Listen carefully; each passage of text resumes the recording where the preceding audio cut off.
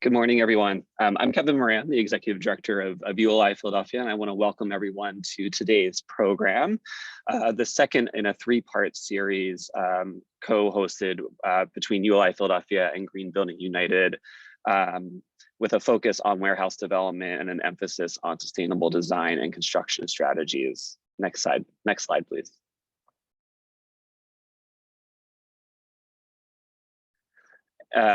Yeah, perfect. Thank you. We're really excited for today's forum and the lineup of expert planning professionals, researchers, and developers that we have to share impacts, trends, and strategies for the growth of warehouse development in the Lehigh Valley region and across the United States, as well as a global perspective as well. Before we jump into the full program, I just want to do some quick Zoom housekeeping. For everyone's information, today's program is being recorded and we'll make a recording available to all registered attendees. You are welcome to keep your cameras on throughout the program, but we do ask that everyone remain muted so that we can ensure a quality experience for everyone on the call. And then following each of our three sections, we'll have time for Q&A. So we invite folks as the speakers are presenting to drop their questions into the chat. And then we'll have some ULI members facilitate those questions. We expect with a robust audience, we may not be able to get to all of the questions, but the ones that we're unable to get to, we'll share with the presenters following today's program and try to get to as many as possible. And then finally, as a reminder, today's event has been approved for AICP credits and is pending AIA credits. So if you are interested in receiving those credits, please see an email that will be sent to all registered attendees following today's program with more specific instructions on how to do that. Next slide. For those who are unfamiliar with the Urban Land Institute, I want to take just a second to give a little bit of an overview of the organization. Everything that we do is in order to promote ULI's mission to shape the future of the built environment for transformative impact in communities worldwide. Next slide. As part of a global organization representing over 45,000 members around the world, ULI Philadelphia is 900 members strong and serves practitioners in the Philadelphia Metro, the state of Delaware, Southern New Jersey, Central Pennsylvania, and as well as the Lehigh Valley. Our work is driven by our members who volunteer their time to lead and contribute content to ULI. And all of our members make up the over 20 different committees and councils that we have, all of whom share educational experiences with their group and are seeking to advance the land use dialogue and have a positive impact on our communities. We run a wide variety of educational programming as well as advisory services through our work at the District Council. And we share unique perspectives and content on pressing development issues like today's conversation, and leverage the expertise of our members to help resolve challenging real estate and land use issues faced by municipalities and nonprofit organizations. Next slide. Before we jump into the content of today's program, I do want to share a great deal of gratitude for today's sponsor, Bernardin. And I also want to thank our annual sponsors, next slide, including our Urban Visionary sponsors, next, our Diamond, Leadership Circle, and Platinum sponsors, as well as our Gold, Silver, and Friend sponsors. Without the support of organizations like these, today's conversation, as well as the 40+ additional conversations we host throughout the year, would not be possible. And I'll invite folks, if you are new to ULI, to visit our website, philadelphia.uli.org, to learn a little bit more about the District Council and our organization, as well as details on how to get involved in any of those 20 different committees and councils that I mentioned earlier. With that, I'd love to pass it over to our co-host, Green Building United, and specifically Executive Director Richard Free, to share a little bit about their organization as well. Richard? Awesome. Thanks, Kevin. Yeah, it's so great to be here. My name's Rich Free. I'm GBU's Executive Director. And yeah, I had a chance to preview the slides already this morning. I think we're in for a really incredible morning of learning. So really looking forward to the discussion. This conversation started with our Lehigh Valley community, which I'll talk about in a moment, but I think the challenge and opportunity of warehouses and logistics centers really resonates across our region. So, we have some of our members from Philadelphia and Delaware in attendance here too this morning.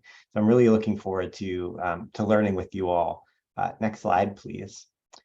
So for anyone who's not familiar, Green Building United, we are a nonprofit membership organization. We're based in Philadelphia. Our mission is to do a bunch of stuff, which you could see on that slide. You know, our service territory, actually, if you move to the next slide, please. We work across southeastern Pennsylvania, the Lehigh Valley, in the state of Delaware. Our members range from architects, building designers, construction engineers to building operators, technicians, and energy managers. And really what they share, you know, across those varied professions is a passion for sustainability, for green building design, and the opportunity that buildings present to take local action on global climate change. So we're so grateful to be partnering with ULI on this series. I'll turn it over to my colleague Marty Dietz from IKEA to talk a little bit more about specifically our Lehigh Valley community, but encourage anyone who isn't familiar with Green Building United to check out our website. Put that link in the chat to learn more. We'd love to have you as part of our community going forward. Thanks so much for the opportunity to be here. Thanks, Rich. As Rich said, I am Marty Dietz, and I am a co-facilitator for the Lehigh Valley Community Green Building United group. Our group does focus on the built environment in the Lehigh Valley, which, for those not familiar, includes Allentown, Easton, and Bethlehem, and the surrounding smaller communities within that area. We do our events through the creation of engaging events and community outreach and providing different types of support for interested parties. We've done monthly events such as tours at local LEED buildings, and we meet the third Thursday of every month from 12 to 1 for anyone who's interested in joining us. We're open to anyone who wants to participate. I did want to focus on our next event, which is coming up in April. I'm sorry, I wanted to talk about the last event that we had, which was in September. And this is the second event in the series of 3. At our last event, we were hosted at Lehigh, at Lafayette College in their new LEED certified building. Becky Bradley opened the event from the Planning Commission to talk about why warehouses and the Planning Commissions and local communities need to work together to create sustainable and growing needs for warehouses in the area. We also had architects from the area talk about successful design build projects they've had and how you can implement parts of sustainable design into building warehouses and why it can drive growth for your business in warehousing and also help communities where the warehouses are located. We had a successful turnout of around 70 people, and with that momentum, we went into our second event, which is this one that ULI has so graciously partnered with us on, to talk about a more global approach and how planning in some of these areas is still really important for warehouses. And as Rich said, I think we're going to have a really robust conversation around this. And I'm going to turn it over to Marjorie Alexander to talk about our next forum and tease up interest in that. Thank you so much, Marty. Thank you, Marty, for sharing highlights from part 1. I'm Marjorie Alexander again from GBU. So we're going to be keeping this great conversation going with part 3, which will be taking place on April 14th.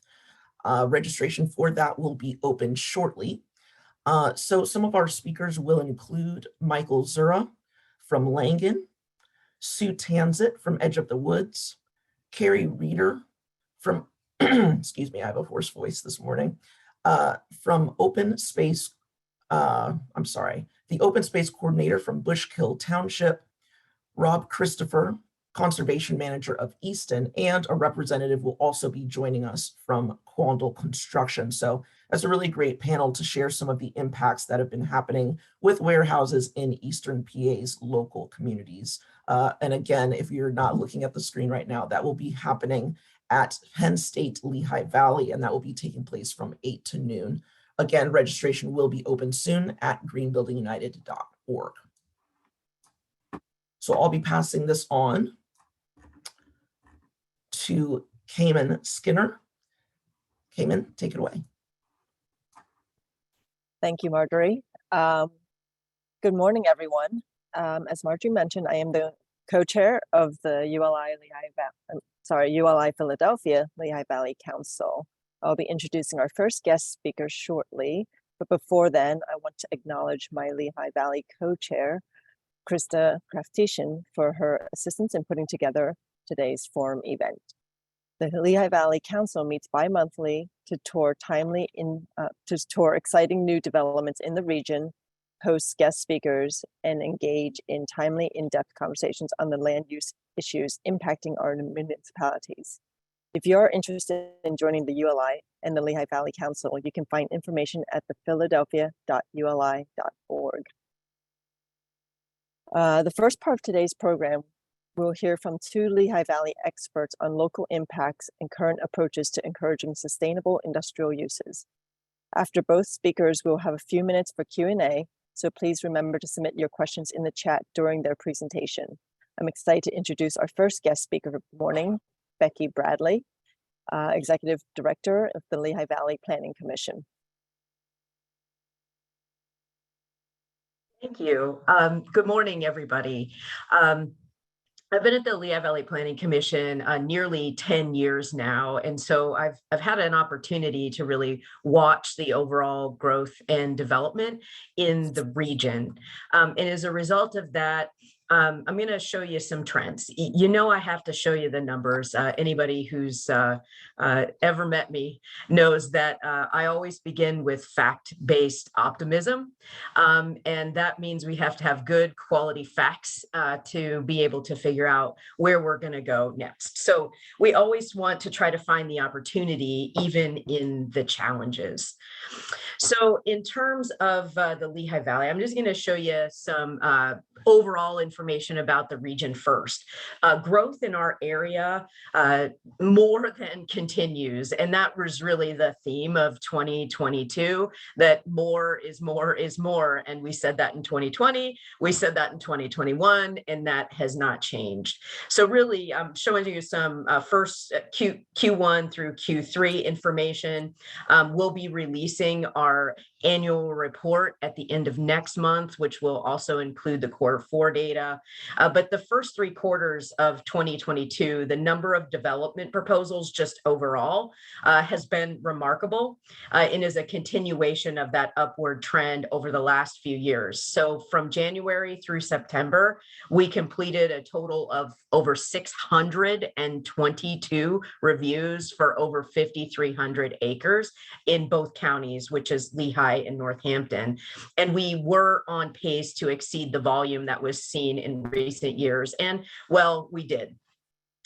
So in terms of the industrial economy, on the non-residential side, it probably will surprise no one that 80% of the 19 million square feet of proposed projects we've reviewed was for warehouse and distribution centers. Continuing the theme of more development, the 15 million square feet of warehouse space is more than 50% more than we saw last year. We had several large warehouse proposals, including the redevelopment of the former Air Products campus in Upper Macungie Township, the Carson Lot 200-100, and the MRP Industrial Main Street project in Palmer Township, as well as the largest development, a single development that we have ever seen in our region in Upper Mount Bethel Township, and that is the River Point Logistics project. So industrial space has already far exceeded, again, totals even back into 2019, pre-pandemic, 2020, 2021. So yes, we think that this is going to continue into the near term, but I'm going to talk to you a little bit about some market vulnerabilities in just a second. So what's been happening in terms of the industrial market? We like to match up the proposed development plans that we review with the market so we can monitor things in a more holistic way. This is extremely important as we advise local governments on land use and associated regulations, as well as the community as a whole, which to an extent includes the private sector. CBRE is a large, as many of you know, a large global commercial real estate services firm, and they produce an excellent quality industrial market report that generally aligns with the development activity that we see. They define the Lehigh Valley a little bit differently. In fact, the entire commercial real estate services sector does. So we actually have to disaggregate their reports and just window in on Lehigh and Northampton counties, which is what you see on the screen. And we've been tracking quarterly changes along with the land development that plans that we receive to monitor construction activity and then again, market dynamics. With the close of 2022 Q4, we were able to take a look back at least 8 quarters of the warehouse and industrial market overall. And first, we're going to just look at Lehigh and Northampton counties and then view them as a whole. In Lehigh County, warehouse inventory is over now 64 million square feet, which is an increase of just under 4 million square feet from 2021 Q1. And vacancy rates are low. One of the biggest conversations that we have out in the community is, well, all these warehouses are vacant. Well, they're not. They actually are occupied, but based on shifts and schedules, depends on the amount of activity that you see in those buildings. So vacancy rates, obviously, I mean, even if it's at 4 or 5%, it's extremely low. So 2.1% is pretty incredible. In terms of completion, and this is important because we see the land developments when they're being proposed, but as things get built, we want to know what's being completed and occupied. So completions and square footage under construction have slowed a little bit. And we all know there's a lot of market reasons for that. Yet the asking lease rate spiked. While it spiked in Q2 2021, it's really steadied to about $5.44 per square foot. That is exponentially less than what you see across the Delaware River in New Jersey, which continues to fuel some of the growth that we see here, though it is tempering a bit. When you flip over to Northampton County, you have a similar story, but they've been adding industrial square feet in the last 3 or 4 quarters faster than Lehigh. Industrial economy in Lehigh has been more consistent, but there's more available land in Northampton. So we're going to see that continued trend of development in Northampton County into the near future. They have newer product, more development there, and their vacancy rate has fallen below 5%. And because their product tends to be a little bit newer than what we see in Lehigh County, that lease rate is continuing to climb, and we're over $8 per square foot, a rise of 24% through the end of the year last year. So I don't know where that's going to go as constant conversations occur about the industrial sector being overbuilt across the country. But I don't think that we'll see any development proposals really substantially change in the near term. So in terms of overall trends, valley-wide, 2022 Q4 inventory, we are over 112 million square feet. Overall, the vacancy rate has fallen to about 3.3%. We've had net absorption, obviously critically important, of over 7.1 million square feet. And then the inventory has continued to increase. So that has a lot of outfalls for everyone. And so I have to talk about transportation as well. So one of the things that we have is we have multiple embedded loop counters on various roadways throughout our region. So we monitor State Route 33, I-78, State Route 309, just south of I-78, and then State Route 22. And the State Route 22 counter was just installed summer last year. So that's the shorter green line, but you can really see how traffic is changing in our region.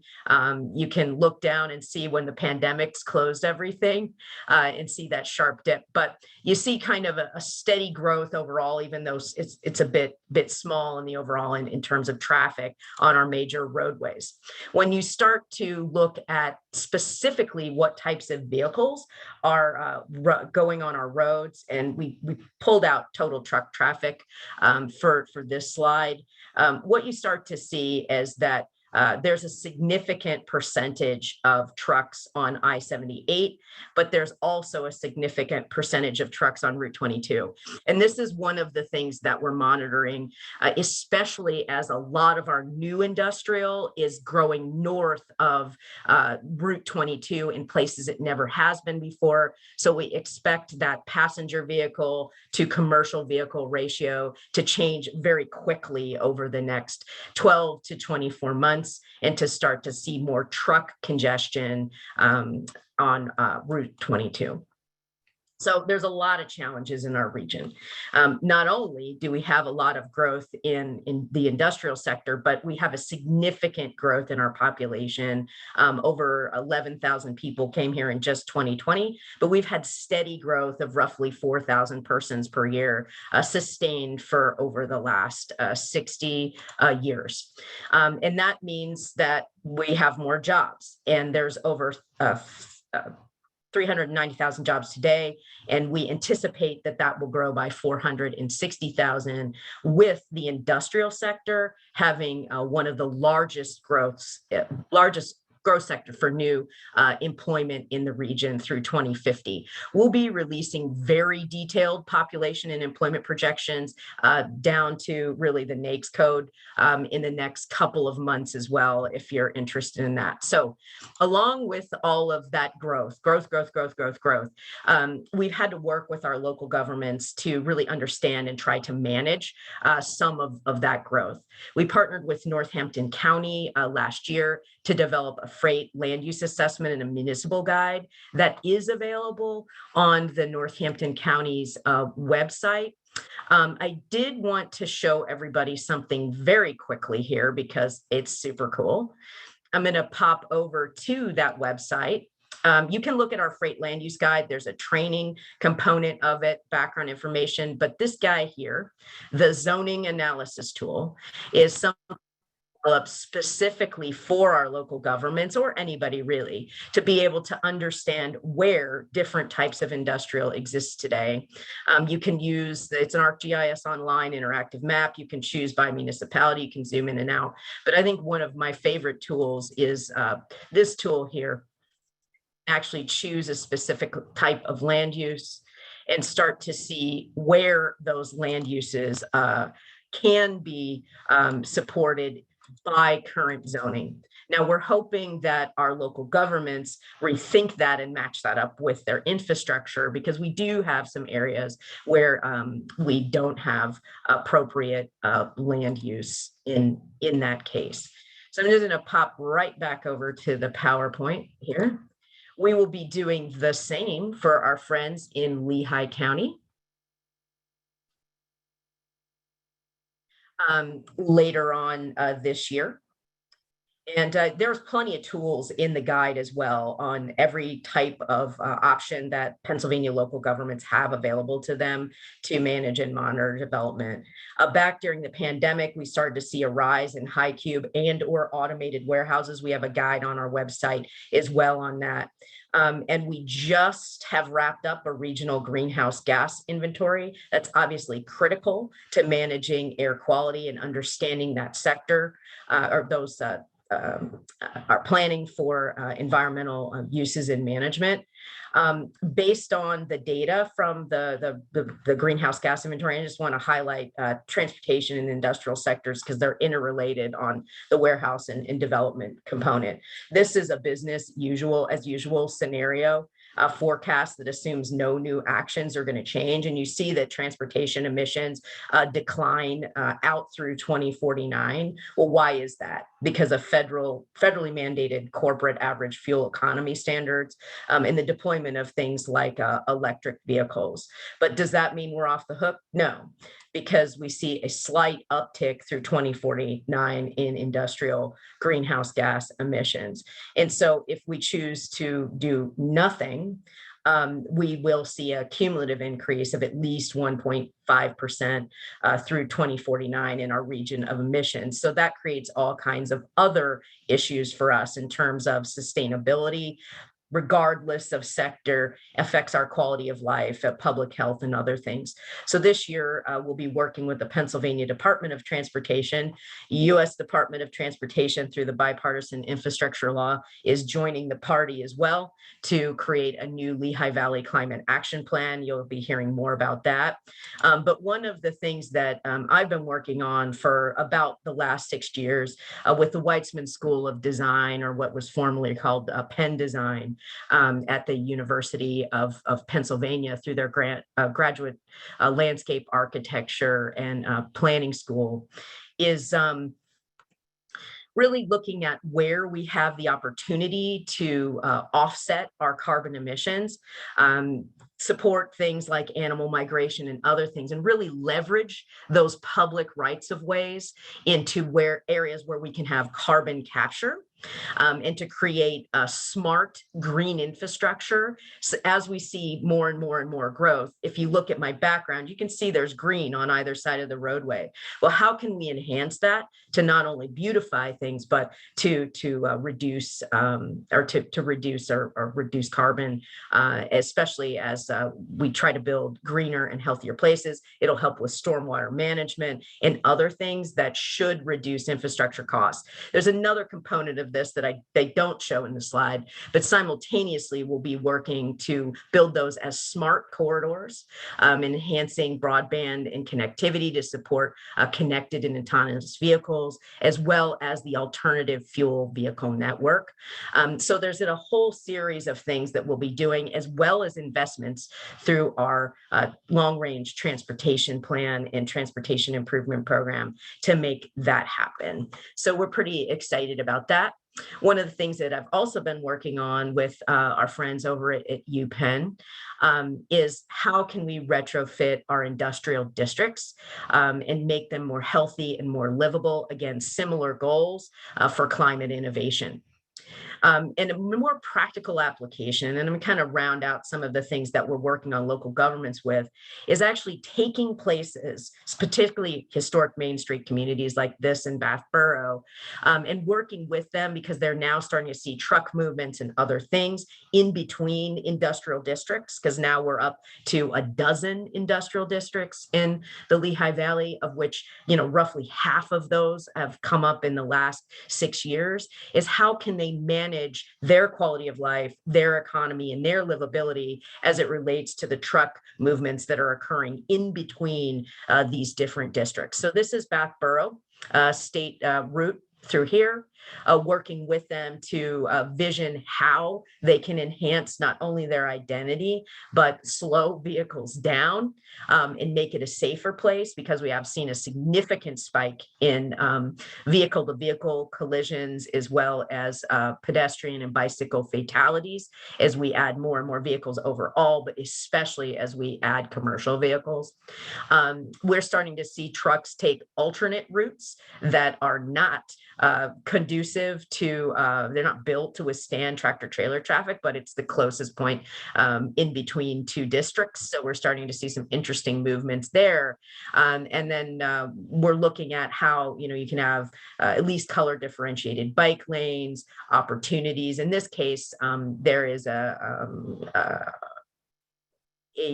residential development that has a lot of older people, and are reinforcing our commitment to age-friendly communities. Lanta Van does a lot of services into that area. How can we make it safer for them? Owen in a minute is going to talk about a really cool thing that we work together on, and then he implements, related to getting people to jobs in those industrial districts. So we can manage our investments a little bit better through our transportation improvement program, which is the money that comes to our region through the bipartisan infrastructure law. So we're doing all of those things, including some of the things that I showed you in Bath Borough, some of the carbon farming things, and figuring out how we can leverage that into a larger carbon reduction program, but still enhance mobility through traffic management technologies and smart corridors and other things. We are even building new connected complete streets so we can have local vehicle corridors, bikeways, and pedestrian facilities that provide new opportunities for not only our equity communities and environmental management, but alleviate some of the stress that comes with moving between place to place, because our roads have been prioritized by the nature of the development around them by the industrial sector. So how do we make that sustainable from a holistic and systematic perspective? One of the things that we did is we partnered with waterfront partners in Allentown in the ANISDA board, and raised a $34.4 million private sector match to be able to apply for a $21.2 million US DOT RAISE grant. We were successful in receiving that grant, and we're in the process of creating one of these local complete street corridors, again, as a system offset for some of the things that we're seeing on our higher order roads like US 22. And part of that will be envisioned this way in the more naturalized section. And again, leveraging that green infrastructure and really creating a multi-use corridor. But the pieces down into Allentown bisect Atlanta's bus rapid transit system. And again, we'll have more complete street components. We've partnered into a mega regional partnership with our neighboring metropolitan planning organizations, which includes the Scranton-Wilkes-Barre area, the Poconos out into Berks County, into Lebanon County, to really capture the I-80, 81, and 78 corridors for truck movements, and are doing a first ever mega regional freight infrastructure plan that is currently underway. Just wrapping up the data collection and analysis there with WSP and Cambridge Systematics, so you'll hear more about that. And then enhancing some of our traffic safety and movement congestion management process, and again, tying that in with the overall connectivity and advancements in alternative fueling corridors. That ties to our broadband planning as well, our age-friendly community initiatives, and some other things. We're actually updating our transportation investment portfolio and our priorities for investment in the infrastructure system to make sure, again, that they're greener. And I hope I gave you some great examples of how we've been working on some of those things. And I wish I could talk with you for a whole nother hour on the detail of those things, but I think it's time to kick it over to my friend, Owen O'Neill. All right. Thank you, Becky. I would like to introduce Owen O'Neill, who is the Executive Director of the Lehigh and Northampton Transportation Authority, otherwise known as LANTA. Okay, good morning. Thank you for having me. And just to let you know, I'm actually on my couch with a ski-related knee injury, and so I apologize in advance if my dog starts to bark. She's very serious about protecting our house from FedEx and Amazon delivery people, so she may interrupt at some point. But thanks for having me. I wanted to talk today just about kind of the logistics of transit and getting people on our transit system to these jobs that are growing pretty significantly and exponentially in our region. Just to give you a little bit of background, Atlanta is a Lehigh Northampton Transportation Authority. We're the regional public transit provider for Lehigh and Northampton counties, and we also cover Carbon County, which is a primarily rural county to the north of us. And as Becky kind of talked about, just some of the things leading to the significant growth in logistics facilities in our region, for the reasons why we have proximity to a lot of the major markets in the United States.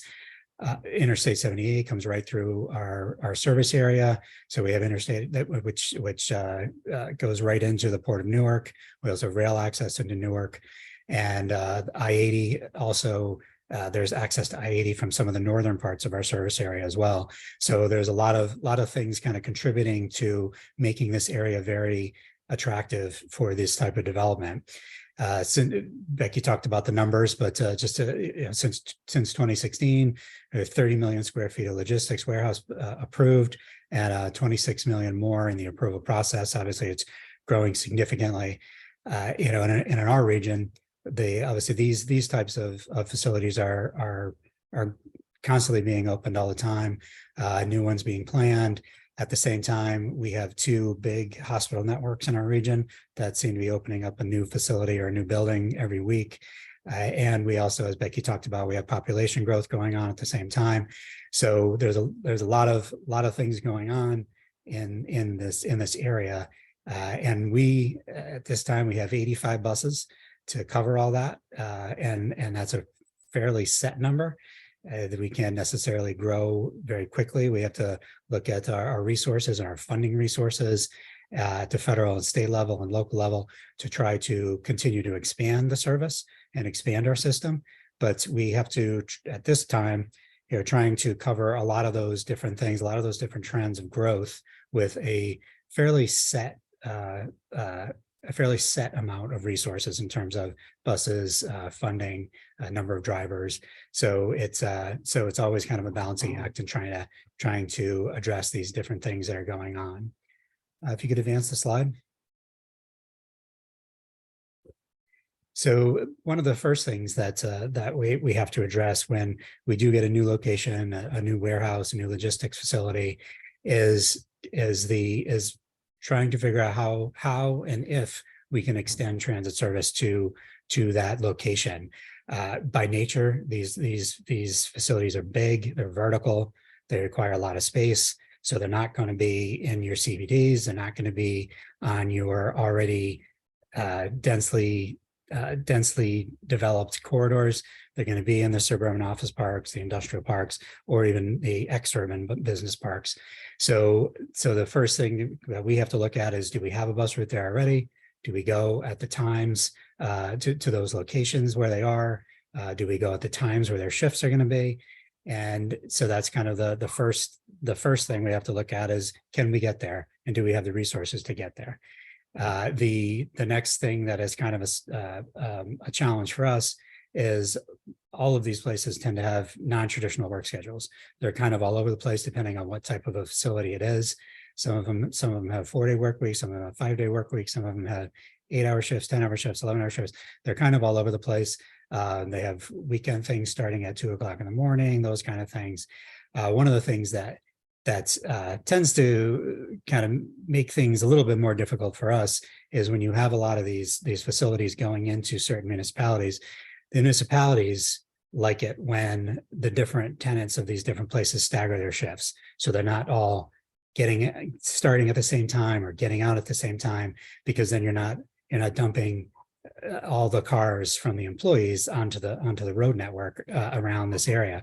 But while that helps with car traffic, it makes it a little more difficult in terms of transit, because if they all start at the same time, you could run one bus and hit a lot of them and drop a lot of people off. Or if they're all getting out at the same time, you could run one bus through the industrial park, pick up a bunch of people at all these different places.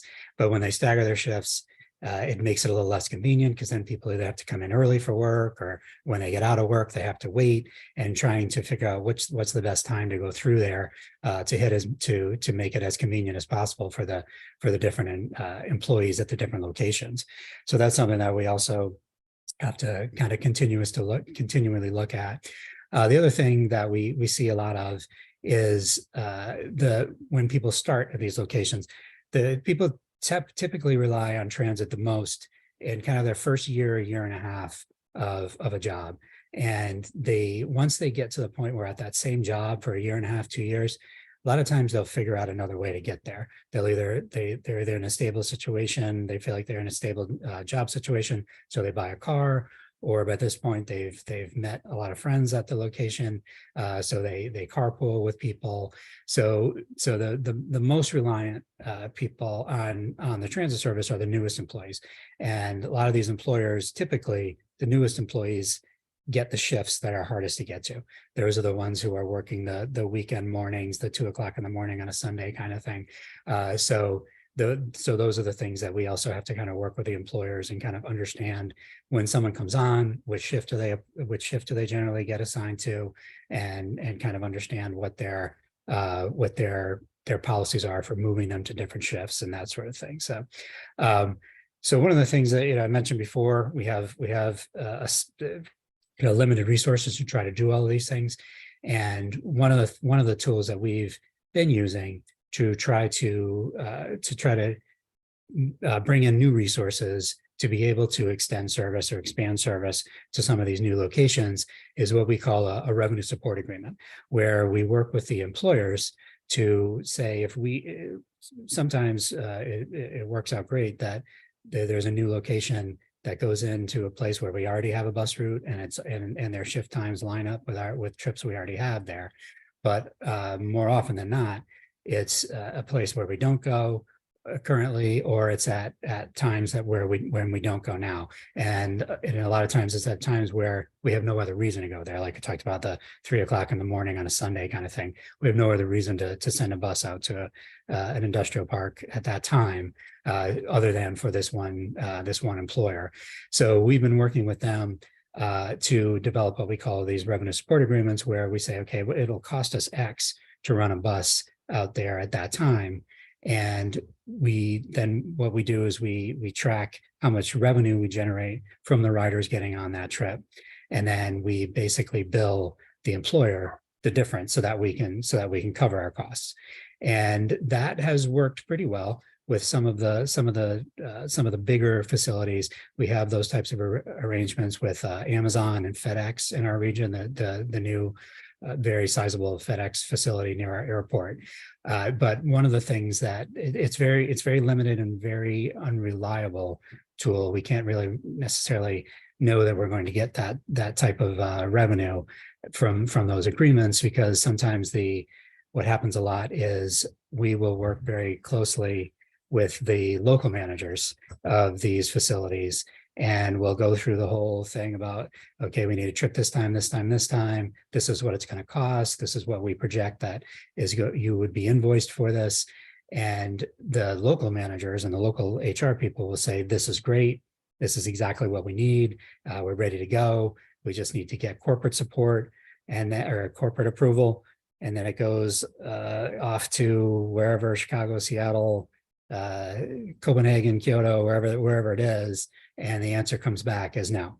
And that happens a lot. That we are seeing a little bit less of that now, only because the labor shortage has kind of gone national or even international.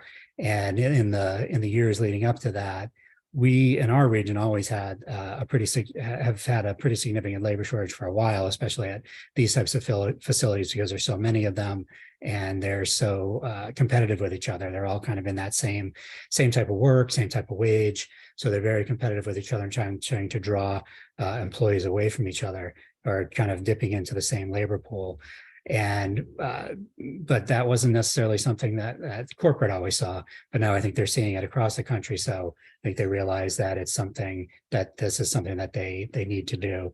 But again, it's something that allows us to target certain trips, certain times, certain places, but it is a way for us to potentially be able to extend service to there. So that's something that we continue to work with. We work very closely with our workforce board on identifying the employers and their shift times. And so that's a tool we've been using and certainly plan to continue to use. The services themselves that we try to use, we primarily use fixed route, which is a fixed route buses, regular bus service, trying to connect basically from our urban areas out to these places to connect people to these jobs. We either use kind of direct bus routes that go from the transit centers in the downtowns out to directly to some of these industrial parks. We've been kind of needing to rely more now on having the direct bus route go to a suburban transit center or a suburban transfer location, and then using kind of dedicated more shuttle type routes that can kind of hit a lot of these places, because once you get into these industrial parks, It tends to be very kind of loopy, and there's a lot of different places on different streets, and it's kind of hard to do that in an efficient way with a direct bus route that then has to go all the way back into town. So we've been kind of using a more type of transfer type arrangements where the more the shuttle route can be more kind of run a loop and hit a lot of these places, and then bring them to the direct bus that allows us to run that more frequently back and forth between the transit center and the urban core. We also have been using, we have a service we call our Flex service, which is reservation based, but it's open to the general public, where we have a specific zone where we kind of use some of those, where we feed that into the fixed route bus, and then people can transfer to that Flex service, and that helps us to kind of do things that are a little more speculative. A lot of times people they'll assume that this new employer that's going to have 1,000 employees, that tons of people are going to need to take the bus there, and then you extend a bus route and it gets very little usage. Some of these reservation based, this Flex service can allow us to kind of gauge what the real demand is before we make the investment in fixed route. So people can basically make a standing reservation, say, okay, I work Monday through Friday at these times, and then they can take the bus out to the transfer location and then get on this Flex route that then brings them out to their location. So those are some of the tools we've been using on the service side as well. If you could advance the slide. Then the last piece of it is getting people to and from the if we extend the transit service there, kind of getting people to and from that service. And the biggest piece of that, and especially because these are primarily in these suburban office parks, some of them are brand new, some of them are older, with new buildings being put into them. But the biggest thing that really helps with all this is to have a comprehensive pedestrian network throughout these industrial parks and then into the locations. One of the things that for most municipalities have a sidewalk ordinance, but for, as a lot of people know, for 50, 60 years, it was very common that the sidewalk ordinance was waived, and that would be kind of the first thing that developers would ask for, and the municipality would give that to them. And so we're kind of digging ourselves out of a hole of several decades of not putting sidewalks into these places, and I should say sidewalks, as a pedestrian and bike network. So the other piece of that is of the sidewalk ordinances is they tend to require sidewalks along the frontage of the property. So a lot of times, even if they put it in, it'll be along the frontage, but there's no connection actually into the property. So the sidewalk kind of dumps people into the driveway, and that goes into the property. So you have people walking along the sidewalk and then getting into basically kind of mixing with trucks and cars along the driveway into the property. So when we talk about a comprehensive pedestrian network, what we really need is something that connects from the bus stop, and then also having a concrete pad that connects the curb to wherever the bus stop is, and then having a sidewalk network along the frontage, and then a designated pedestrian connection into the building, so that people can walk and get to the buses. And a lot of times it also requires a bus stop on the other side of the street, which becomes kind of an issue because the developer that's not their property. They're only concerned about where they're building, and then the other side of the street gets undeveloped. And so now you have a bus stop there where when people are going home from work, they're standing in the dirt, or in gravel and things like that. So it's also important to develop the other side of the street for that bus stop going in the other direction. Like I say, 99% of transit trips start and end with a walk or a roll, whether that's on a bike or a wheelchair or other type of mobility device. All of our buses are ADA accessible, so a lot of times you do have people coming off these buses accessing these jobs who are in a wheelchair or on some type of mobility device. Also, all of our buses are equipped with bike racks, so you do find people using the bike racks, getting off the bus, and then biking the rest of the way to their job. The other thing that the municipalities can really help with is the bus stop infrastructure. shelters, benches, signage, really kind of allowing us to either work with a developer or do it ourselves to put those things in. And a lot of times, and depending on the municipality, I would say it would be easier to build a building than it is to put in a bus shelter, with the amount of permitting and things that we have to go through just to put in one of these bus shelters. And one of the things that if for people who use the bus, a bus shelter with a bench is just, it changes their day. That if you are waiting for the bus to go home from work after you've just worked, to be able to sit in a shelter on a bench with lighting, it makes that experience so much more palatable and so much more convenient and safe. And so that's something it seems very simple, but it's really huge, and it's really something that municipalities could help us out with. And then lastly, the potential for kind of future solutions, kind of looking at things like TNC based feeder services. We talked about the shuttle services and our flex services. There is possibility for kind of developing networks of transfer centers kind of through the suburban areas, where kind of the more frequent bus route can come in and then have space for people to transfer either to one of our flex services, one of our shuttle routes, or even potentially to kind of TNC type services. Or and a lot of times you see like corporate shuttle services. Sometimes companies will run some of their own shuttles. So kind of developing a network of those types of things throughout the suburban area. And that's something that we will really need to do to be able to have the resources to meet the demand that we're seeing.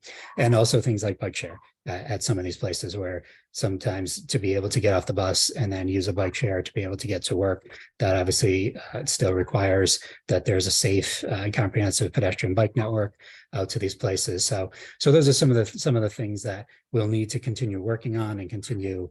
So the tools that we'll need to continue to use to really meet this demand and this kind of continuously growing. As Becky said, we don't see an end to it. So these are things that we need to continue to keep looking at. So those are kind of a lot of the logistics from a transit standpoint. And so I guess I'll turn it back over to Great. for the Q&A. Yeah. Came in, yeah. Mhm. Thank you, Owen, and Yeah. thank you, Becky. Just in the interest of time, I just wanted to point your attention to the chat.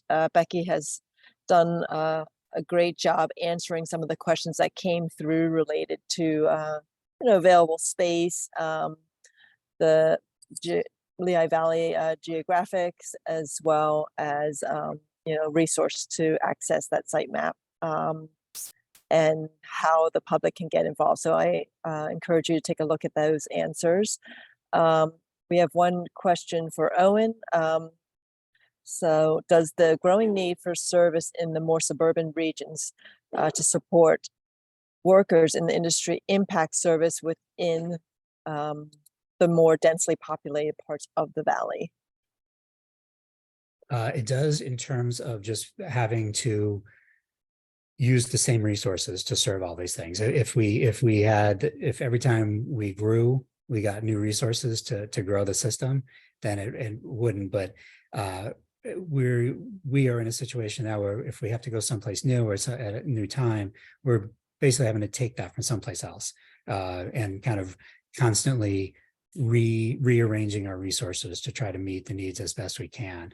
So a lot of times we might have to kind of rob Peter to pay Paul a little bit by taking away from a lower performing route that might be in an urban area, but it's still underperforming, to try to extend a bus route to a new warehouse, a new employment location. So it does affect it in that way, because we have a set amount of resources, and we're always just trying to kind of rearrange the chairs to meet all these different needs.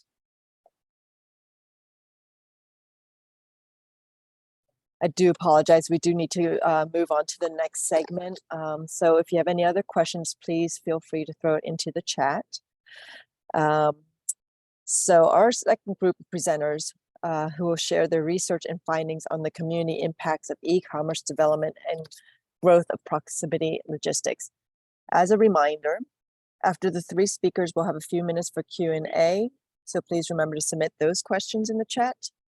Our first presentation is from Maura Conway, who's an associate professor of geography at Kutztown University, and Allison Conway, associate professor of civil engineering at the City College of New York. Hey, hi everyone. I'm Maura from Kutztown University, and then Allison coming from New York City. In case you're wondering, we are sisters working on this project. We're using our two locations as case study locations, Berks County, Pennsylvania, and New York City, to examine the community impacts of e-commerce development. For our two case study locations, we're looking at what concerns communities have identified regarding warehouse development, how warehousing projects proceed, and then what regulations affect it. You can see here maps of our two locations to give you a little bit of background of these. Berks County on the left, just west of the Lehigh Valley. You can see on the map the warehouses are shown in the small blue polygons, and then the light blue locations are the townships that have approved warehouse development. The red township is the one that has rejected warehouse development, and then the city of Reading is represented in yellow. You can see on the map that warehouse concentration has been around the major highways, I-78 in the north of the county, I-76 in the south of the county, and then along 222 going and particularly around the city of Reading. The warehouses in Berks County are primarily large-scale warehouses built in greenfields, often new construction in locations that were formerly agricultural or commercial, many of the warehouses in more rural locations. So warehouses were built in locations that did not previously have industrial development. In New York City on the right, historically, the three major categories of land uses have been residential, commercial, and industrial. Most of the warehouse development historically was in industrial locations, also concentrated along the major highways such as the Cross Bronx Expressway or the Brooklyn Queens Expressway. There are some large-scale warehouses, particularly on the outskirts of New York City in places like Staten Island, and then smaller warehousing facilities located throughout the city. What we're seeing increasingly in New York City now is the growth of micro distribution centers, and these are often located in places that were not formerly industrial but commercial districts, and we'll talk about that a little more as we go through. So if we can go to the next slide. These are some images to give you an idea of what we're talking about. On the left is a warehouse in Hamburg, and you can see it's a large-scale warehouse surrounded by agricultural area. On the right, there's three different types of warehouses in New York City. On the top, that's a delivery station that was previously a car dealership, so located in a commercially zoned area, and then it became a warehousing distribution, Amazon distribution center. In the center there is a retail distribution center. This is a dark store. These are growing particularly in areas that were not historically warehouse locations, but retail locations. So distribution is done out of the retail store. And then on the bottom there, you can see a micro distribution center. These have been growing a lot in New York City since the onset of the COVID-19 pandemic, where trucks will come into the city and offload the goods and they will be delivered from there. And there is an increasing interest in the city to move these micro distribution centers off of the street into facilities. So then the next slide. To think a little bit about how warehousing decisions are made in Berks County. Often it's done as a developer will approach the Township Board of Supervisors. The Board of Supervisors will seek an approval from the Township Planning Commission. Both of those will seek comments from the public and community groups about the project. And then the Planning Commission will make a recommendation. During this phase, what is often not known is the end user. Many of these projects are built on speculation, and it is true that depending on the type of warehouse, there can be varying impacts for traffic or jobs created, and that might not be known at this stage. Secondary approvals are needed depending on what type of things the warehouse might need. For example, if they need zoning change, then the Township Planning Commission will be involved. If curb cuts or other transportation is needed, then the State Department of Transportation will be involved. If there's wetlands or other environmental impacts, the State Department of Environmental Protection and County Conservation. For building and fire code, if there's, say, exceptions needed for distance to exit the building, the Uniform Construction Board of Appeals, tax abatement.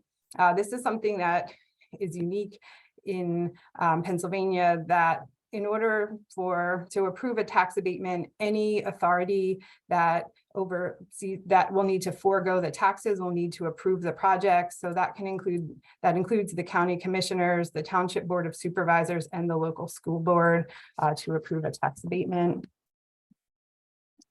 And then Allison's going to go on now talking about New York City. Sure. So in New York City, we have a very different regulatory environment. There are a number of city agencies that play a role in managing the locations of facilities and particularly the transportation impacts of facilities.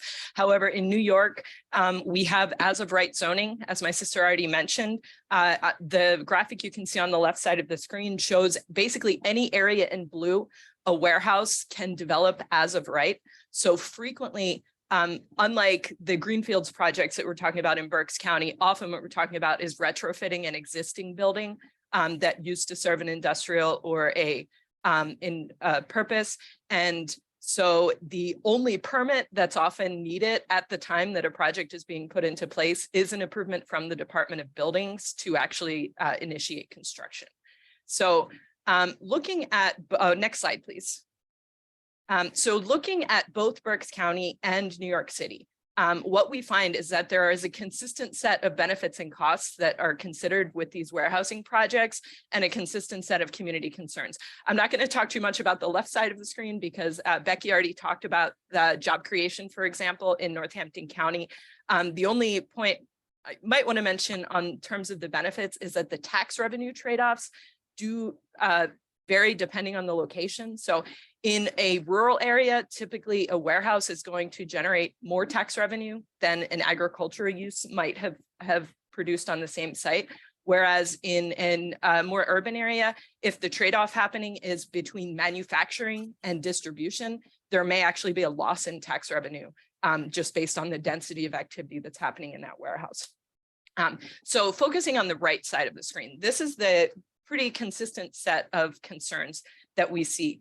Again, traffic that's generated, the environmental and noise impacts associated both with that traffic and with the warehouse, the infrastructure damage that's going to result when we're running heavy vehicles in places where maybe that weren't designed for them initially, and related risks to public health and safety.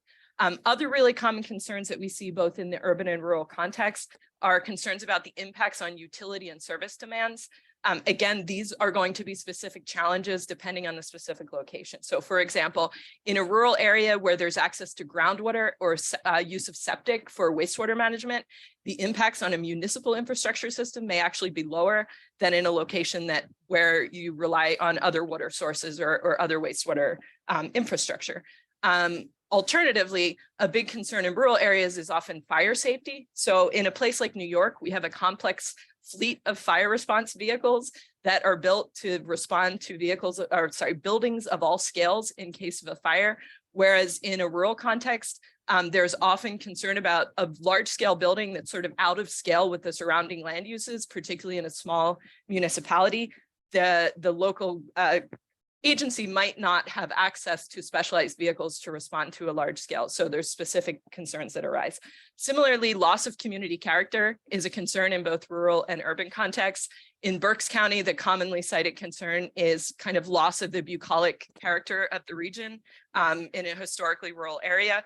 versus in New York City, where we might be talking about concerns about street activation. So if you take a street where there was another retail or commercial use and are now turning it into a distribution use, the street actually has less activity, and that becomes a concern. So ultimately, what we need to understand are the job trade-offs that are happening, the activity trade-offs that are happening, and what opportunity costs might be lost.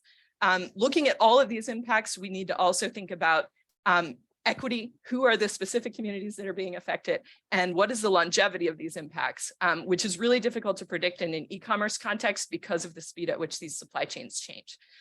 So what can a community do about it? First, public engagement is important for any development project. I don't think I probably need to go into detail about that, but something we saw particularly in Berks County is the importance of targeting specific communities when you're thinking about warehousing projects. One of the things we did was reviewed public reporting on public meetings to identify the challenges that the community had identified. And then as we proceeded with the project and started talking to specific stakeholders, when we particularly talked to agricultural stakeholders in Berks County, we found that there were concerns from the Mennonite community about the impacts on costs of farmland and specific transportation concerns that didn't arise in general public meetings. So, making sure that all of the impacted communities are actually engaged in that public development process. Next slide, please. So I'm not going to go into detail on design because I know we have an upcoming case study from one of the next speakers, but I did want to point you to a really awesome resource that I played a small part in helping to develop with the American Institute of Architects New York chapter. We recently released a report called Delivering the Goods, New York City Urban Freight in the Age of E-Commerce. There was an awesome group of architects from Stantec that developed lots of visual guidance on designing warehouses and design elements at different scales. So I encourage you to use this QR code. I'll also drop that. My sister just dropped the link in the chat box. So take a look at that on the design side. Next slide, please. So what else can cities or the public do to influence the way a project proceeds? On the left side of the screen are all of the site design and building characteristics that can be affected by zoning. However, in looking at these two locations, we did see some, again, common challenges with zoning. First, we've already talked about as-of-right zoning. When as-of-right zoning is overly broad in permitting warehouse development in, industrial or commercial land uses, that basically just limits the potential to, influence the way that a project proceeds when as-of-right zoning allows development. Alternatively, there's also a big challenge in that Euclidean zoning codes, like New York City's and in many of the municipalities in Berks County, identify these categories broadly and don't necessarily allow for the complexity of the type of facilities that are arising for e-commerce. So for example, my sister showed you a picture of a dark store. A dark store is very often located in a retail area, but functioning as a distribution space. So that building does not fall cleanly into a warehouse versus a retail function, especially if there's some small retail function. So there's a need to kind of address some nuances in looking at the complexity of the type of facilities that are arising that no longer fit cleanly into those categories. In Berks County, there was actually some legal challenges from developers who essentially stated that municipalities had exclusionary zoning, even though their zoning allowed for warehousing development. There were height restrictions on the warehouses between 35 and 40 feet in some municipalities, which the developer stated was not in alignment with an industry standard height of 50 feet. And so that mismatch between the height restrictions actually led to expensive legal challenges over whether that zoning was actually exclusionary. So next slide, please. So last type of regulation I wanted to talk about quickly is just the on the environment. In the areas that we looked at, there is not a whole lot of specific environmental regulation. However, we can look to California and how their regulation has proceeded over the last 15 or 20 years, just to look at some examples of ways that municipalities can actually specifically regulate the environmental impacts of a facility. So starting from just basic project permitting, moving into encouraging or even mandating LEED certification, mandating the use or production of renewable energy sources in the buildings. And then most recently, the South Coast Air Quality Management District essentially began regulating warehouses in the same way that they would regulate any large scale freight facility. So like the port, by actually mandating specific emissions mitigations. And just some examples of these include things like use of electric and alternatively fueled vehicles, including charging and rooftop solar panels, and even installing on neighboring land uses like schools and childcare centers, air filters in those locations. So last slide. I'm not going to go into detail here, but in the interest of time, but just in terms of other types of regulation, there are lots and lots of other types of regulations that can target the specific impacts of warehousing implementation. So these are just some examples of transportation regulation, fire safety regulation, and even taxation that are out there. So with that, I'm going to turn it over to Helene, who I think is going to talk to you about the European experience.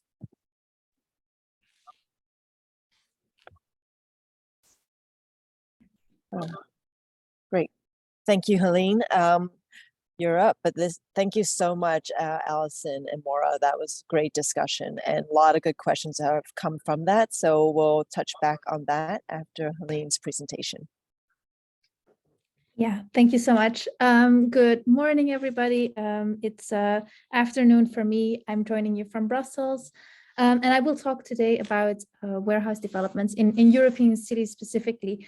So I'm part of a research group that is based in Brussels called Mobilize and Sustainable Logistics Team. But most of the research that I will show today, I've done while I was a postdoc researcher in Paris. And so it's the research that I will present today is really focused on warehouse developments in urban areas.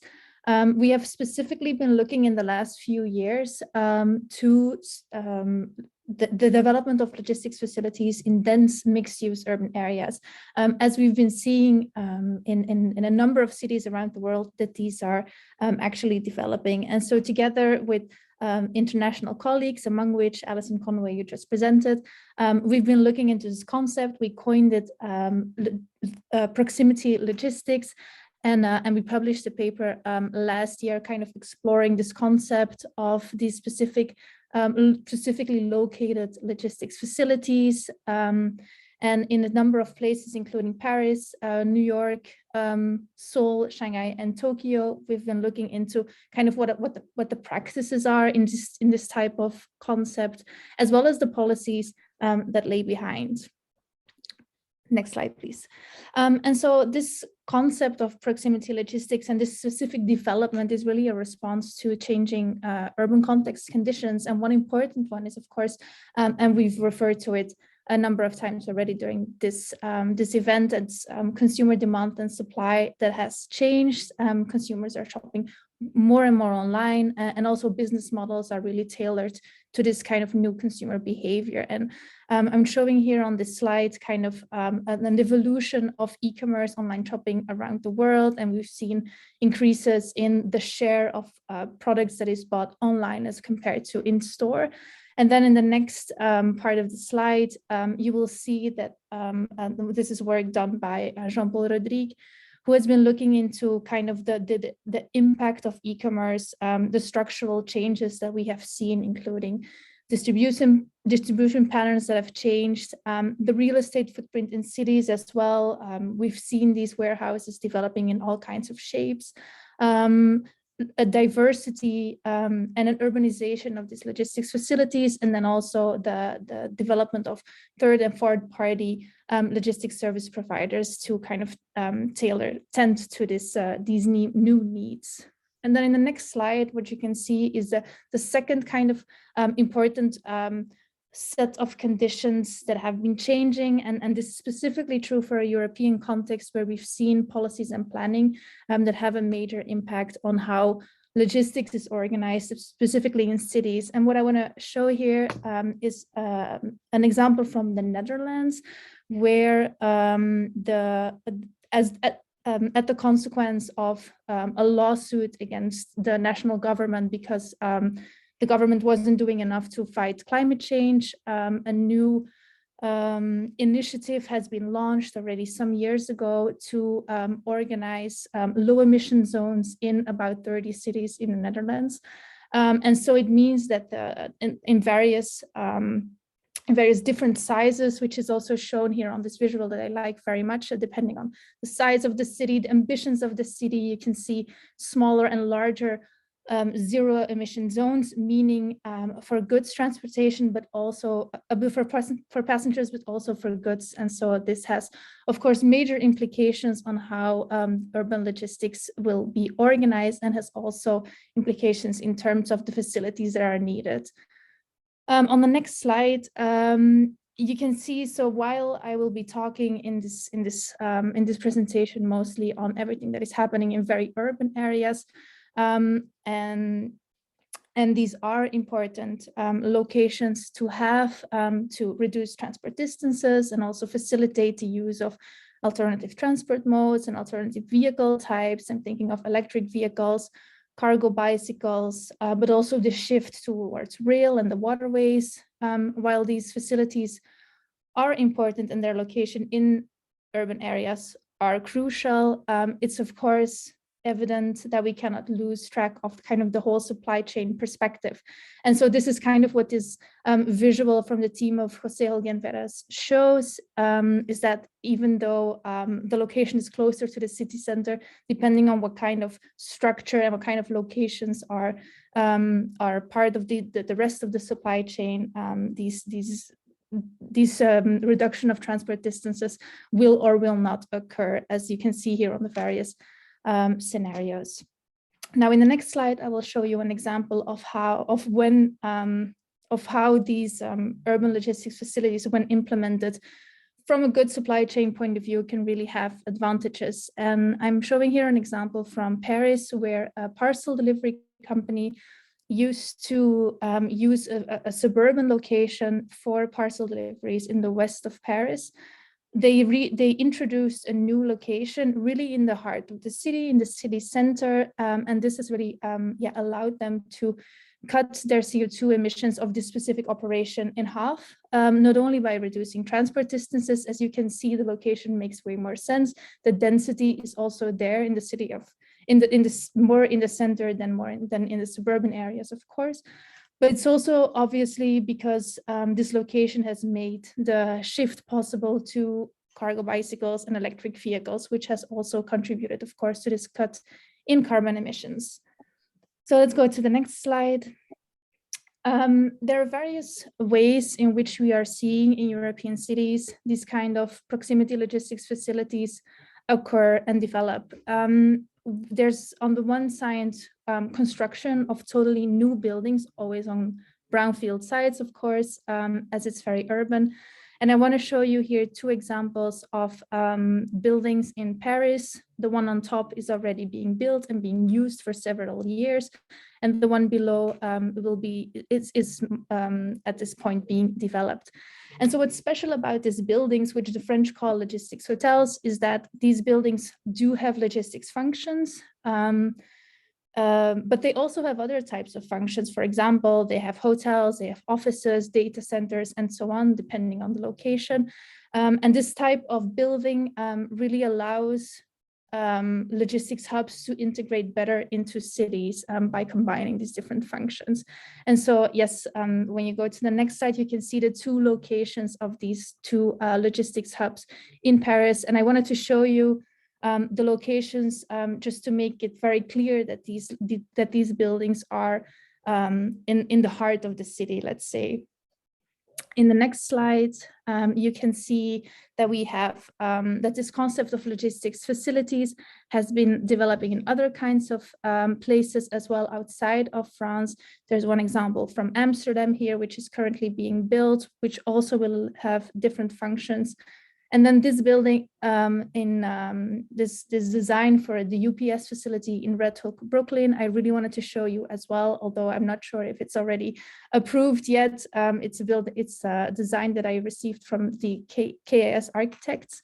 And this is also a logistics hotel in the sense that it combines different functions. and also fits way better in this type of urban environment. In the next slide, you can see examples of what infill locations look like.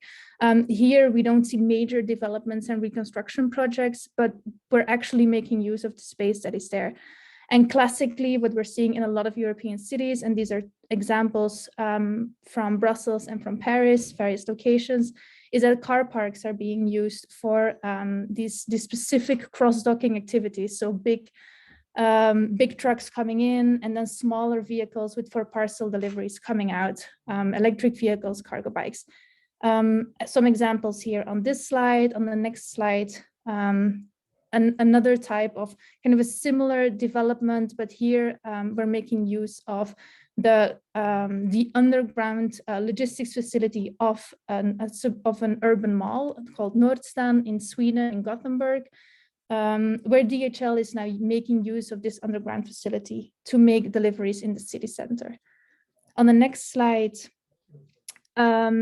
there are examples from different types of depots that have been used before, were empty now, and are now used by Amazon for making these deliveries. And I added some numbers here. I think the slides will be shared just to show you how these kind of like still modest types of facilities can really have an important, can really represent an important share of the total number of or the total parcel volume that is being delivered in one city area. So in London, you can see this Amazon hub is delivering 1/6 of the total parcel volume in this specific area in the ultra low emission zone, which is shown here in yellow, and then in Brussels for really the city center called the Pentagon. Yeah, we can go to the next slide. This is another example from a really large hub in Paris as well, which delivers in this orange zone up to half of the parcels that are being delivered. So it really shows that even these infill locations can have a major contribution to having to make parcel delivery transportation more efficient and more sustainable. So when we go to the next slide, obviously, I will skip this one. And this is a part of the research that Alison has been doing for the paper that I showed before, just to make it clear that it's not because there's logistics policy plan or policies in place that you need, that these are a requirement to have development of proximity logistics facilities, because clearly in New York they're happening, and it's because of this very specific conditions that there are. Although this is really different from other types of cities, smaller cities, for example, where warehouse developers and specifically parcel delivery companies and logistics service providers cannot really afford to access this kind of extremely expensive urban land. So planning is important, and as you can see on the next slide, I've added 2 examples from 2 cities that are kind of pioneering this urban logistics planning, making sure that logistics has a place in the city where they can make use of a certain space to make this transition towards more efficient transport modes, vehicle types. In Paris, there's about 60 locations that have been earmarked for logistics, specifically in the planning. Rotterdam in the Netherlands is currently developing a similar approach. In the next slide, I just wanted to highlight that this kind of policies and planning that surround this development of urban logistics is crucial, and it's already been highlighted by the previous speakers, that communities are often concerned about this development of these types of facilities, and of course with good reasons, and it has been highlighted before. So in the next slide, there's an overview of 7 types of best practices, which I have been developing last summer when I was on a research trip in New York City, talking to all kinds of people involved in this space of urban logistics facility development, architects, warehouse developments, people from parcel delivery companies, and people from the region and the city of New York. to see how these buildings can become better neighbors as well for their communities. And of course, when you look at all these types of best practices that I've highlighted here on this figure, policies play in every one of those an extremely important role. So I want to close down here my presentation. You can always reach out to me if you have more specific questions, and otherwise I welcome any question in the chat or in the Q&A. Thank you. Great, thank you, Helena.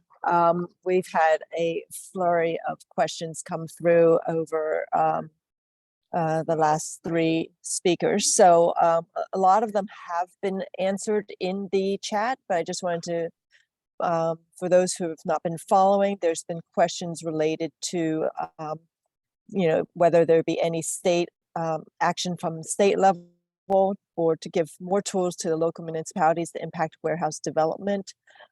There's been answers for that, as well as the movement to EV fleets, whether that's going to change emissions and traffic impact. Again, there have been answers provided in that. One question, do those legal challenges at Bucks County end with a decision, and was the zoning, whether that was exclusionary or not? So there is a moratorium ordinance being considered in Newcastle County in citation to that challenge, but then for specifically for that particular situation, the exclusionary zoning did result in a finding in favor of the township, Tilden, but per local media, the costs of the township of $70,000 in legal fees that were covered by property taxes. So that's a bit unfortunate. And a question was raised about water quality and impact of development. Wanted to point out that there will be a stormwater landscape in warehouse forum for the Sustainable Forum, Warehouse Forum 3 on April 14th. And is there a way to force developers to identify end users before moving forward? There is a built to suit model, but there are also no legal ability in Pennsylvania for local governments to require an end user to be identified before industrial approval. So you can go into the chat to find the expanded answers for those. One last question was for the logistics hotels, is there a preferred housing or rooms available for the workers? I believe, Helena, that would be a question to you, or Maura, or Carlson, sorry.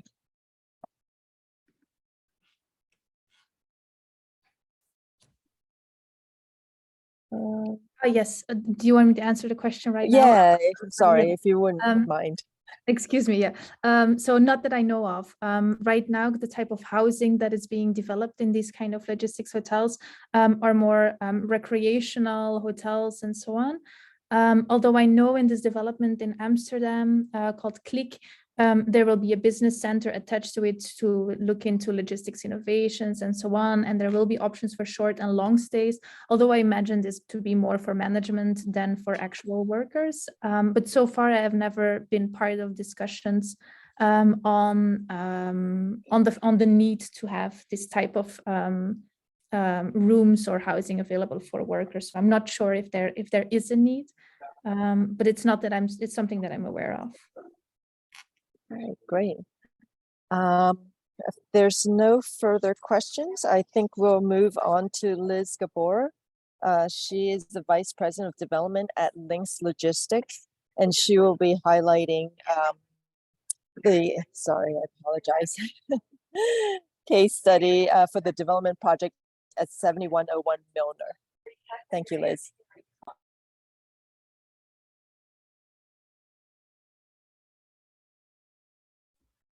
Apologies, I was on mute.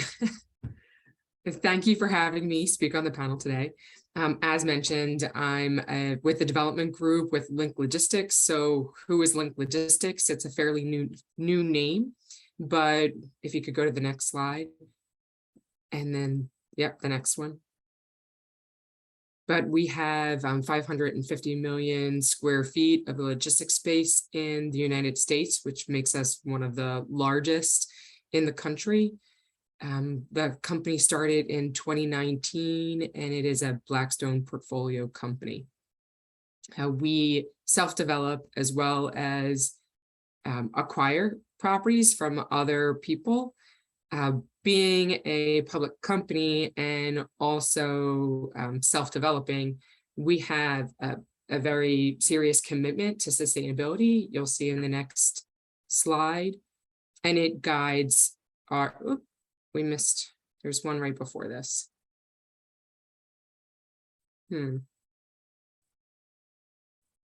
Okay, well, we'll adjust. We're missing a slide. That slide that's missing was basically just showing you what our sustainability commitment is, and that's all of our self-development projects are LEED, to be LEED Core and Shell certified under LEED version 4. We also have a major effort to retrofit our existing warehouses with LED lighting to help with our energy efficiency commitment. And we have a goal to be carbon neutral by 2025.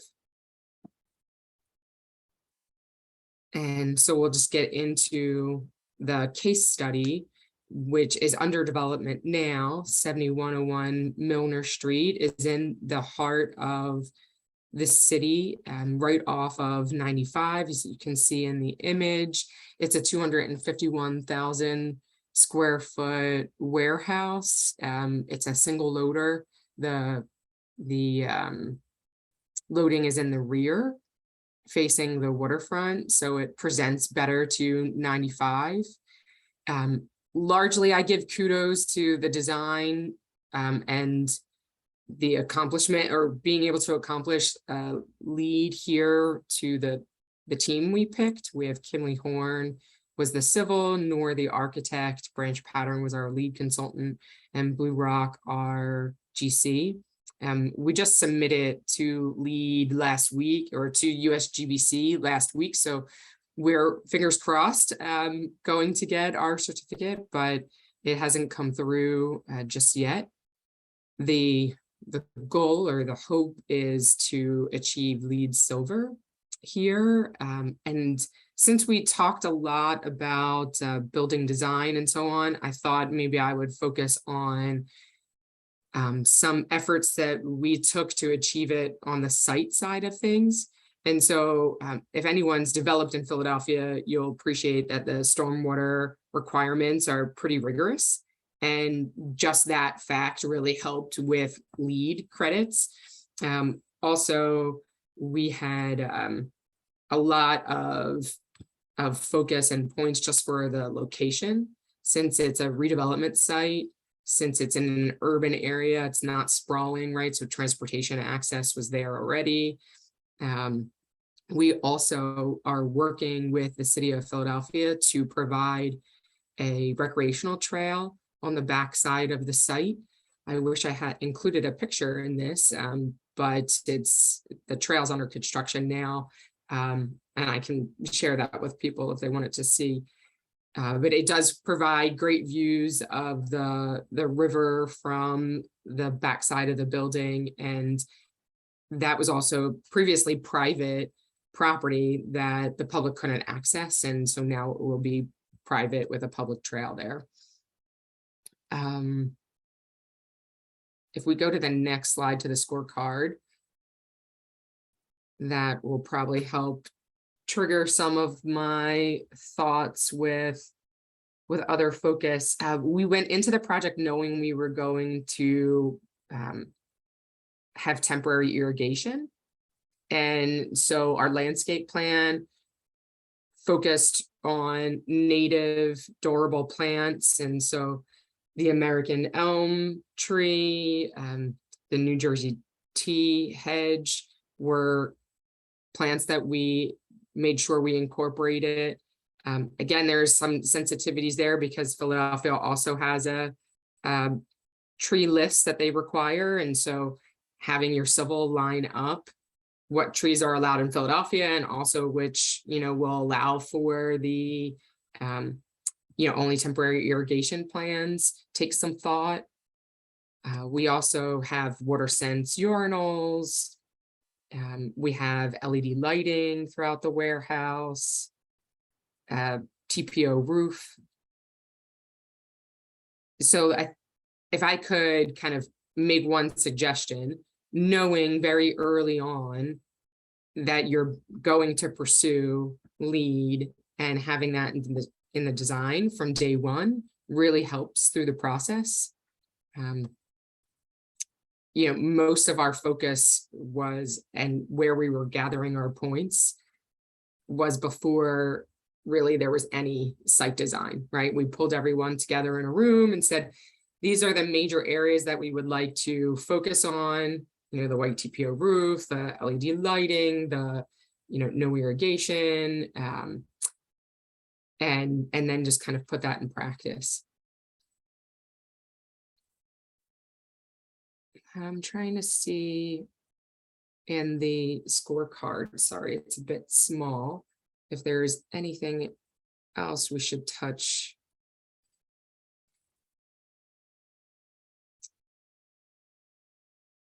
We should touch on. Oh, we have enhanced sensors and a variable HVAC. And so that's a small nuance, but something that does matter to tenants. And so that they can track what the air quality is, but also what the temperature is in the building. And so people that are using the building are smart about how they're using their cooling and their heating. I think that USGBC and for LEED buildings, they're trying to promote the idea of that folks that are using that building are smarter about how they're using it as well.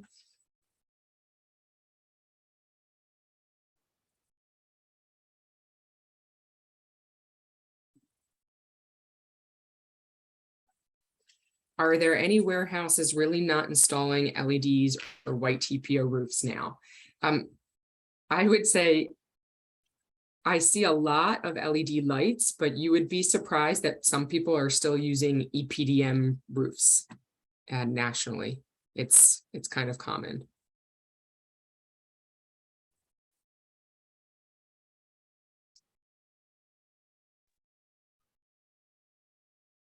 Okay, it looks like there's 5 minutes left. So Liz, there was acknowledgement of Links Logistics partnering with Tacony Community. Is that something that you can speak to as far as some of the sort of benefits in that partnership? Sure. So it's with the Riverfront North Trail people of the city of Philadelphia. And there were local community entities that we worked with. And largely, we just kind of came into something that was already in play. They had a goal of allowing for public access along the riverfront. And they already had really their trail specifications and so on. We just offered to build the trail, pay for it, and then to make that part of the property open to the public. And so we're really just kind of implementing their vision. And for your, for the employment or the workforce of that property, do you see that they take advantage of this amenity? Well, it's not tenanted yet. The building's still under construction, but that's the hope. I mean, one kind of really detailed item that we have is with the fence that is in between or secures the warehouse property in between the trail and what will remain our site. There's a gate that, so that people don't have to walk all the way to the edge of the property and around to the trail, that they'd be able to access it from the middle, from kind of the lunch area. So the hope is that it is an amenity for the workers. Right. And then are there any particular criteria of LEED certification that are easier or more challenging to implement and integrate? Certainly, if you pick a smart spot, something that's close to major highways, that is a redevelopment or a brownfield site, they're just all points that are right off the top. And so that's when you're buying sites that are for last mile, you know, that it tends to be something that is more urban, and it's just more advantageous for a site to be close to the highway and have public infrastructure and buses and so on that can access it. Another thing that I thought was pretty easy points is making the commitment to recycling and managing your waste stream.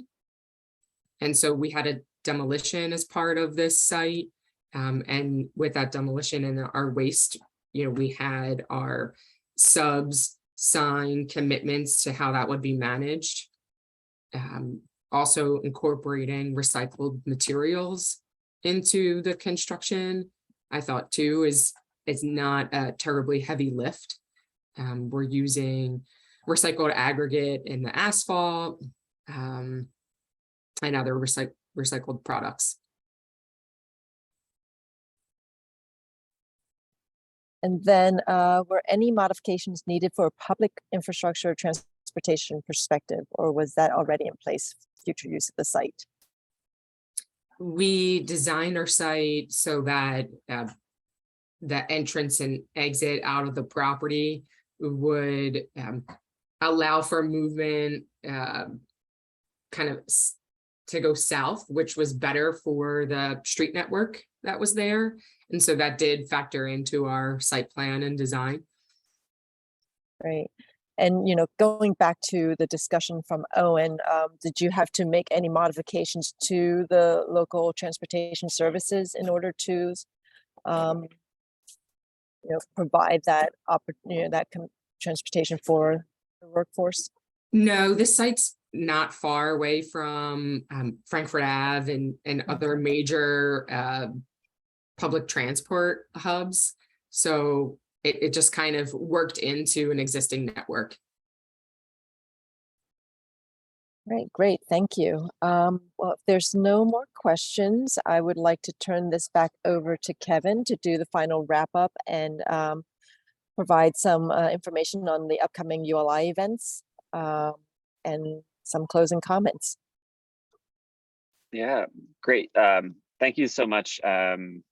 Really everyone for joining us for today's forum, and also for all of our presenters, and Cayman for doing such a wonderful job moderating Q&A in what was a very active chat dialogue. So we'll try to capture as much of that dialogue back and forth and make that available in addition to today's recording to everyone who is in attendance, because many of the questions did get answered in the chat. If we go back through and we see any unanswered questions that maybe we had missed, we'll be sure to share those with the panelists following today's program as well. I also want to make sure to thank our event sponsors, and in particular Bernardin, for their support of today's program, and of course our co-host Green Building United, as well as from a thought leadership perspective, both Krista and Cayman, our Lehigh Valley co-chairs, for their really great work in sort of arranging today's panelists and really helping shape today's conversation, as well as with all of the moving logistics in producing a program like this. I want to give a really big kudos and shout out to my team, Christina Chavez and Sigourney Young, for all of their help with the logistics arranging today's program. As a reminder, please join us on April 14th for part 3 of this series, which will focus on native landscape and stormwater management, and will take place at Penn State Lehigh Valley. So I look forward to seeing some of you in real life on April 14th. And we also invite you to join us at another upcoming ULI program, of which we have several coming up, and you can find more information about that on your screen and explore even more details on our website at philadelphia.uli.org. Following today's program, and actually coming up in the chat, if it hasn't already been shared, will be a link to a survey so we can collect your feedback about the presentations today. And this really helps us shape future programming. So we appreciate your response. You'll also receive the survey in your follow-up email. And as a reminder to anyone who's seeking AICP or AIA credits for today's program, to keep an eye out for that email as well. I think that just about does it for today. So thank you again, everyone. We hope to see you again soon at another upcoming program, and we hope everyone has a great rest of their day. Thanks, everyone.